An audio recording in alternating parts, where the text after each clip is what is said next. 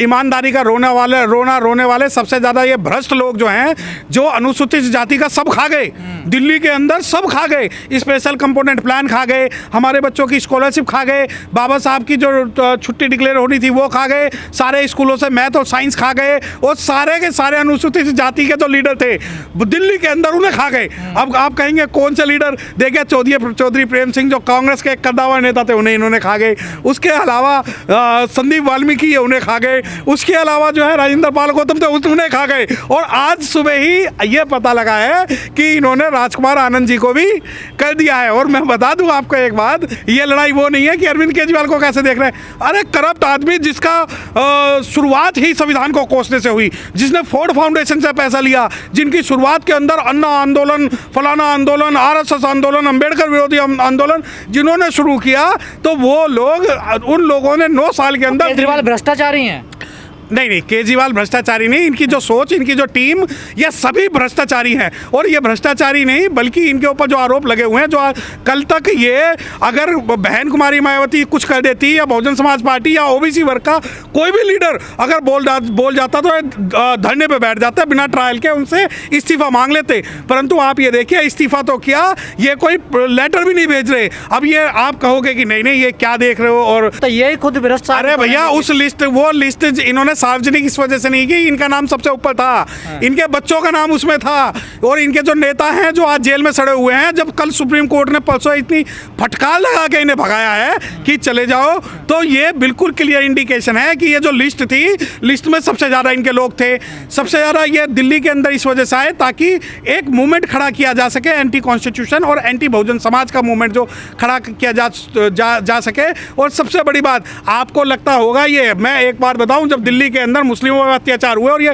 कुंभकर्ण की नींद सोए, और उससे पहले जब इन्होंने स्पेशल कंपोनेंट प्लान का पैसा फ्री बिजली फ्री पानी में दिया, और बहुजन समाज की राजनीति को खत्म करने के लिए। कट्टर ईमानदार है ना केजरीवाल, कहते हैं मैं तो कट्टर ईमानदार हूं। भाई मुझे नहीं पता कि तो ये क्या हो रहा है, मुझे नहीं पता कि आपकी परिभाषा और केजरीवाल की परिभाषा में ईमानदारी का क्या मतलब है। मुझे ये पता है कि आप शेड्यूल कास्ट के बच्चों को स्कॉलरशिप नहीं दे रहे, मुझे ये पता है कि आप जो है अनुसूचित जाति के लीडरों को खत्म कर रहे हैं, मुझे ये पता है कि आपकी करप्शन की परिभाषा के अंदर सत्येंद्र जैन नहीं आते, मनीष सिसोदिया नहीं आते, और संजय सिंह नहीं आते, अरविंद केजरीवाल नहीं आते। परंतु दिल्ली के अंदर अगर राजेंद्र पाल गौतम 22 प्रतिज्ञा कर लें तो आप उनसे तुरंत इस्तीफा स्वीकार कर लेते हो, जबकि अगर आप करप्ट नहीं हैं तो मैं बता दूं कि आपको तुरंत इस्तीफा देना चाहिए। और अगर अरविंद केजरीवाल ने आरोप लगने के बाद इस्तीफा दे दिया तो मैं भी ये मान लूंगा कि जो अरविंद केजरीवाल है वो ईमानदार आदमी है, और मैं भी उसी दिन से आम आदमी पार्टी जो है वो ज्वाइन कर लूंगा। परंतु ऐसा नहीं करेंगे, क्योंकि उन्हें पता है कि इन लोगों को फ्री बिजली पानी देके इनसे सारे संसाधन इनके छीन लो और इन्हें भिखमंगा बना दो। इन्हें फ्री बिजली फ्री पानी फ्री खाना फ्री आने जाने के चक्कर में ये अपने अधिकारों की और हुकूक की बात ना करे, बस इसका एक मोटो था। कह रहे राजनीतिक द्वेष है ये, उसके तहत ये कार्रवाई। तो ये राजनीतिक द्वेष तब कहाँ चला जाता था, जब आप दूसरे लोगों की लिस्ट लेके धरने पर बैठ जाते थे करप्शन की। वो राजनीतिक द्वेष तब कहाँ चला गया था, जब राजेंद्र पाल गौतम जी से आपने इस्तीफा स्वीकार कर लिया था। क्या राजेंद्र पाल गौतम जी का बुद्धिज्म को मानना और बाबा साहब को मानना क्या राजनीतिक द्वेष नहीं था? और आप ये कहते हो कि राजनीतिक द्वेष, अगर आप पहले तो सबको क्लीन चिट देते थे, और वो कि अब कहाँ ढूंढने जाओगे हमारे कातिल, अब तो हमारे कत्ल का इल्जाम आप हम ही पे रख दो।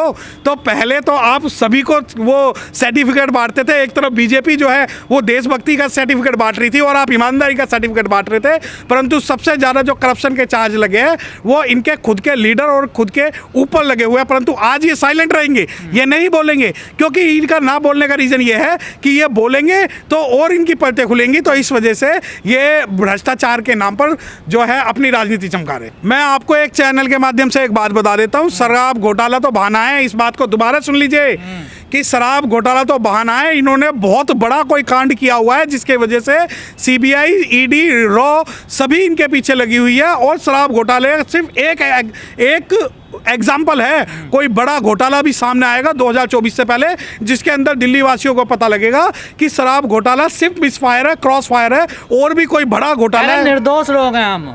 हाँ, आप ये क्लीन चिट तो देंगे ही। अगर आप निर्दोष हो तो भाई संदीप वाल्मीकि जी भी तो निर्दोष थे, राजेंद्र पाल गौतम भी तो निर्दोष थे, और आपको सिर्फ निर्दोषिता का आधार अगर जाति और उनका कैटेगरी नजर आती है तो ऐसा निर्दोष हमें भी पता है कि आधी से ज्यादा सरकार जेल में पहुंच चुकी है।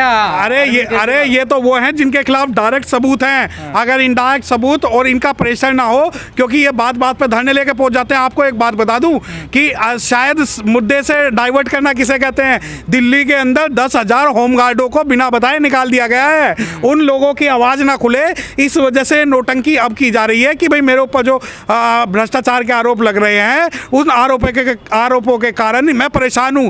जबकि सच्चाई ये है कि दिल्ली के अंदर संविदा पे काम करने वाले बहुत सारे लोगों को निकाल दिया गया। अब तो केजरीवाल को भी सम्मान मिल गया है, तो अब कौन बनेगा मुख्यमंत्री दिल्ली का? देखो जी, हमें सम्मान तो खैर ये नूरा कुश्ती है, क्योंकि मुझे ऐसा लगता है अरविंद केजरीवाल को छोड़ के सब जेल जाएंगे, क्योंकि अरविंद केजरीवाल को सेंटर के अंदर राजनीति करने के लिए इसे एक हीरो बनाया जा रहा है। जबकि ईडी या सीबीआई को चाहिए कि अगर उनके पास इसके खिलाफ कोई प्रत्यक्ष रूप से कोई भी सबूत है तो इसे तुरंत जेल में भेजें।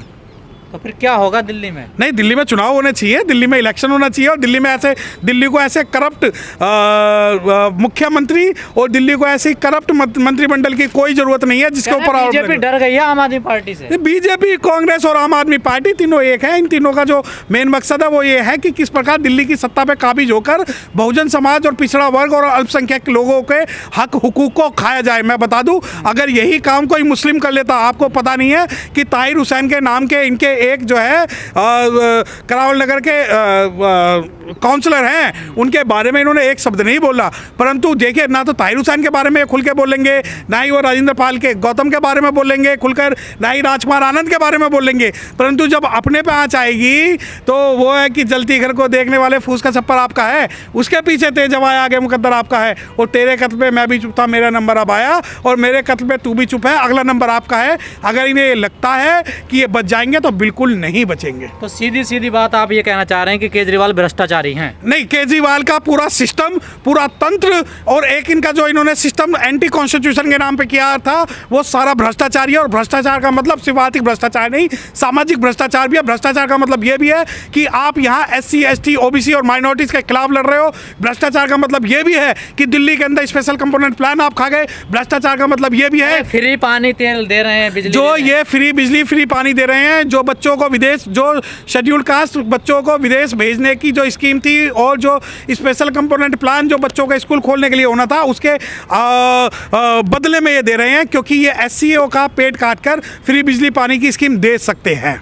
होप है। मैं बता दूं, बहुजन समाज पार्टी का हर अनुसूचित जाति का वो सदस्य जो बहुजन समाज पार्टी से संबंध रखता है, वो मजबूरी है उन लोगों की कि इन लोगों के दबाव में हमें जो है बहन कुमारी मायावती जी को प्रधानमंत्री पद का दावेदार घोषित करना पड़ेगा। और मैं ये आपको बता दूं कि इंडिया के पास अभी भी प्रधानमंत्री पद का कोई दावेदार नहीं है। और अगर कांग्रेस ये चाहती है कि हम भाजपा को हराएं, तो कांग्रेस को सबसे पहले जो है बहन कुमारी मायावती और बहुजन समाज पार्टी को जो है